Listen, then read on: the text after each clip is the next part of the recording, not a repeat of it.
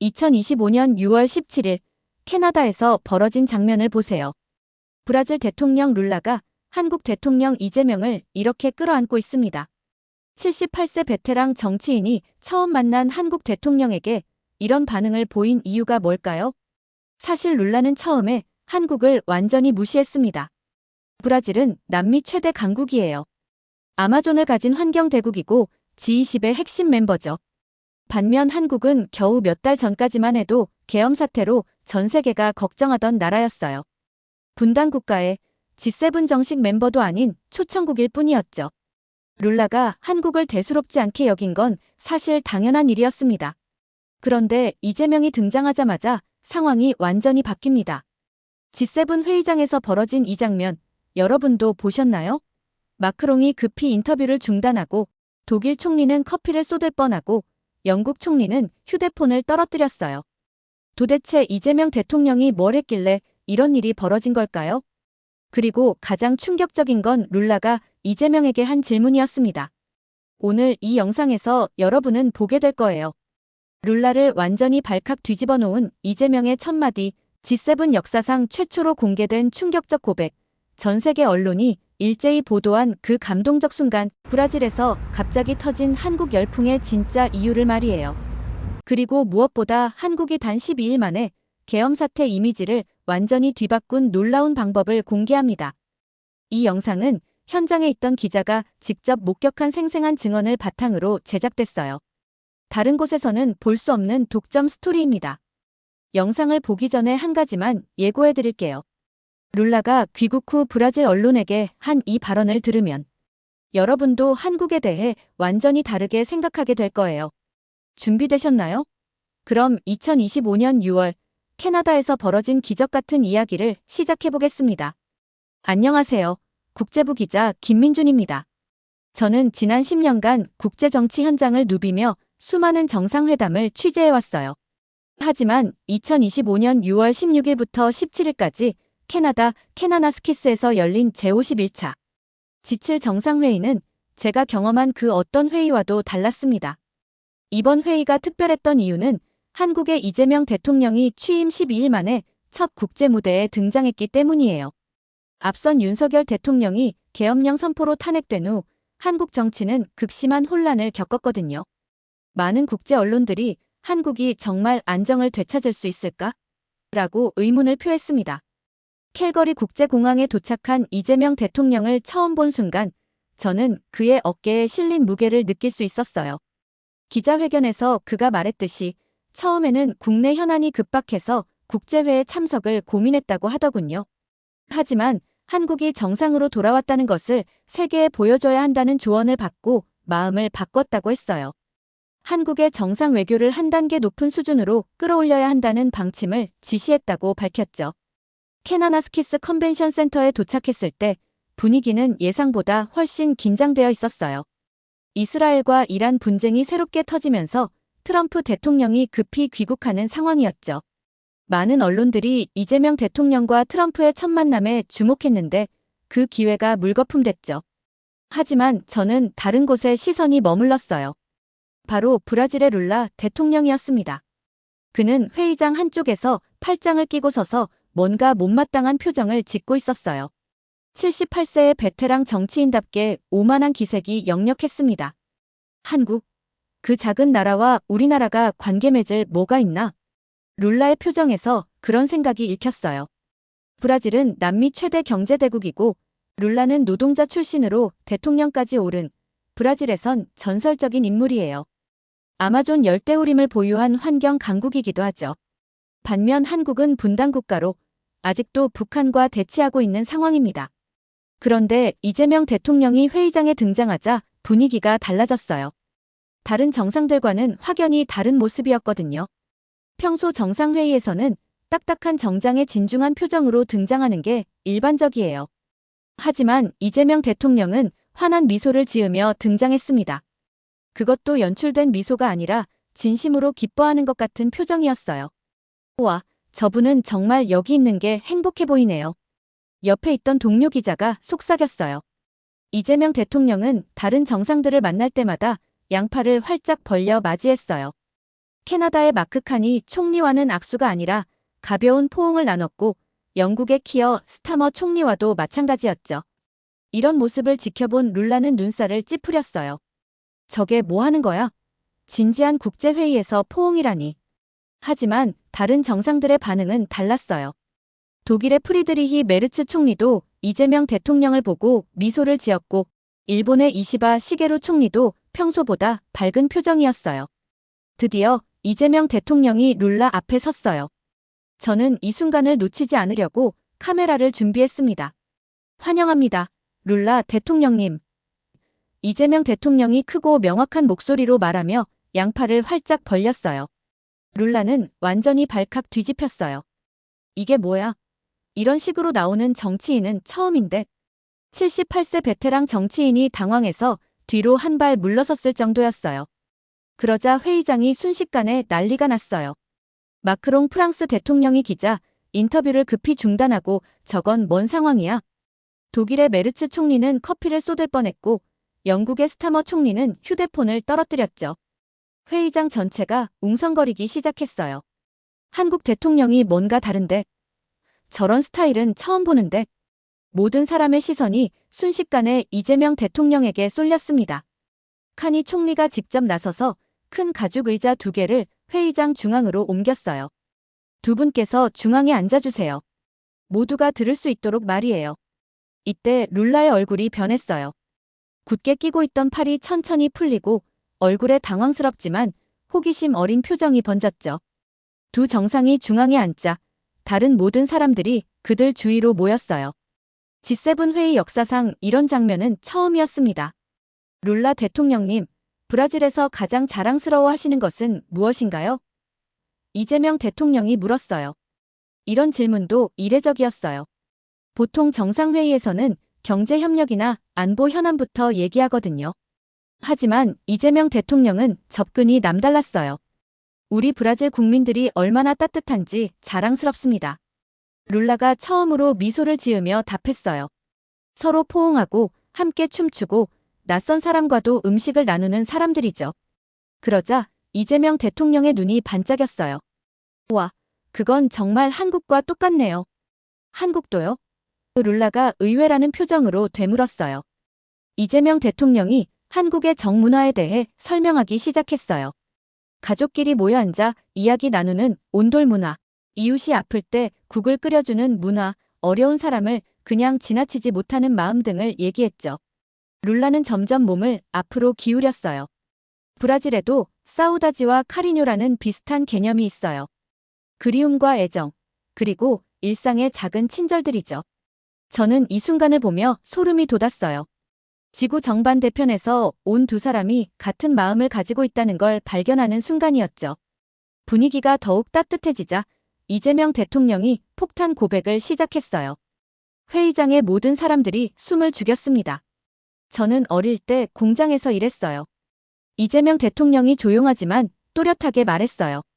14살부터 16살까지 방직 공장에서 하루 종일 일했죠. 기계에 팔이 다치기도 했고요. 순간 회의장이 정적에 잠겼어요.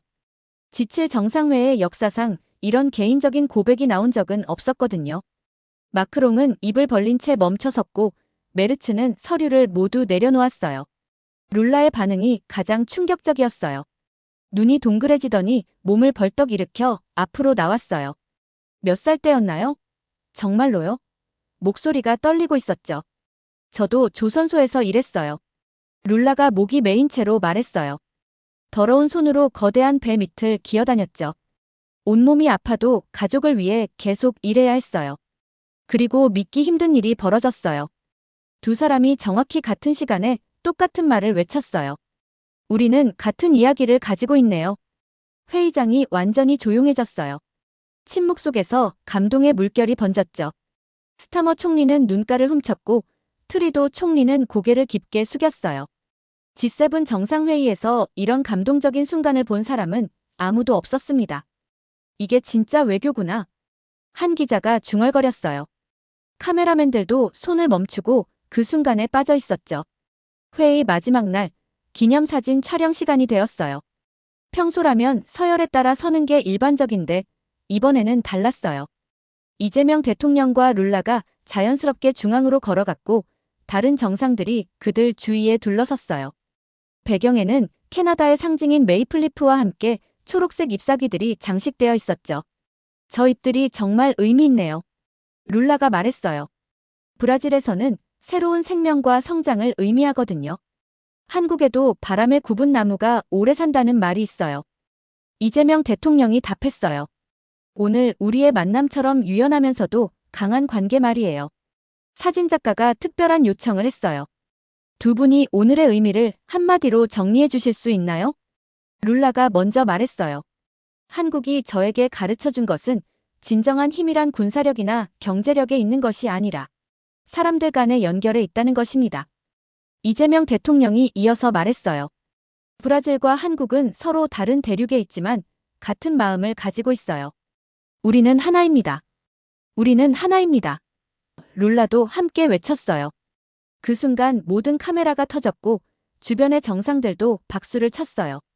스타머 영국 총리는 휴대폰을 내려놓고 감동한 표정으로 지켜봤고 이시바 일본 총리도 고개를 끄덕였어요. 회의가 끝난 후 저는 이재명 대통령의 새로운 시도를 주목했어요. 그는 SNS에 외교 메시지를 올릴 때 한국어와 상대국 언어를 병행하기로 했다고 발표했거든요. 외교적 존중과 소통 의지를 보여주기 위해서라고 대변인이 설명했어요. 실제로 이시바 총리와의 만남은 한국어와 일본어로, 카니 총리와의 만남은 한국어와 영어로 포스팅되었죠. 룰라와의 만남도 한국어와 포르투갈어로 포스팅되었는데 그 내용이 인상적이었어요. 오늘 지구 반대편에서 형제를 만났습니다. 한국과 브라질은 꿈뿐만 아니라 상처도 함께 나누고 있습니다. 이재명 대통령은 이번 G7에서 총 9번의 양자회담을 가졌어요. 남아프리카 공화국, 호주, 브라질, 멕시코, 인도, 영국, EU, 일본, 캐나다 정상들과 만났죠. 각 회담마다 다른 주제를 다뤘지만 일관된 메시지가 있었어요. 남아프리카의 시릴 라마포사 대통령과는 넬슨 만델라에 대한 존경심을 표하며 민주화 경험을 나눴어요. 한국의 최근 계엄령 사태와 극복 과정을 솔직하게 털어놓았다고 해요. 호주의 앤서니 알바니스 총리와는 북한 문제를 논의했고 인도 총리와는 기술 협력 방안을 얘기했어요. 하지만 모든 회담에서 공통으로 강조한 건 연결과 협력이었어요. 한국은 이제 단순한 동맹국이 아니라 세계를 연결하는 다리 역할을 하고 싶다는 것이 그의 일관된 메시지였어요. 외교 전문가들은 이재명 대통령의 이번 G7 대비를 중간 국가 플러스 전략이라고 평가했어요. 기존의 미국 중심 외교에서 벗어나 더 다차원적이고 주권적인 외교를 추구한다는 거죠. 실제로 트럼프와의 만남이 무산된 것도 오히려 한국에게는 기회가 되었어요. 미중 갈등 사이에서 균형을 잡으려는 한국의 새로운 방향을 보여줄 수 있었거든요. 한국이 더 이상 미국의 그림자가 아니라 독립적인 외교 행위자가 되고 있다고 한 외교 전문가가 평가했어요. 이번 G7에서 가장 인상적이었던 건 이재명 대통령의 진정성이었어요. 다른 정상들은 대부분 준비된 멘트를 읽는 듯 했지만 이재명 대통령은 즉석에서 마음에서 우러나는 말을 했어요. 특히 룰라와의 만남에서 보인 감정적 교감은 연출할 수 없는 것이었죠. 두 사람 모두 가난한 노동자 출신에서 국가 지도자가 된 공통점이 있었고 그것이 진정한 유대감으로 이어진 거예요. 언론들은 한국이 게임에 복귀했다라고 보도했어요. 정치적 혼란을 겪었지만 오히려 더 강해진 모습으로 국제 무대에 돌아왔다는 평가였죠. 회의를 마치고 귀국길에 오른 이재명 대통령을 배웅하며 저는 역사적 순간을 목격했다는 확신이 들었어요. 그것은 전 세계가 목격한 기적이기도 했죠. 각국 언론들이 일제히 보도했어요. CNN은 한국 대통령이 G7을 감동시키다. BBC는 계엄 사태 극복한 한국의 놀라운 복귀. 르몽드는 이재명, 세계 무대에서 새로운 리더십 선보여라는 헤드라인으로 말이죠. 가장 충격적이었던 건 룰라의 귀국 후 발언이었어요. 나는 78년을 살면서 이런 정치인을 본 적이 없다. 한국이라는 나라를 완전히 새롭게 보게 됐다. 그들에게는 우리가 배워야 할 진정한 따뜻함이 있다. 이 발언이 브라질 언론에 보도되자 현지에서도 한국 열풍이 일어났다고 해요. 한국 드라마와 K-팝만이 아닌 한국의 정치 문화에 대한 관심도 폭발적으로 증가했다는 것이죠. 이것이 바로 2025년 G7에서 일어난 기적이었습니다.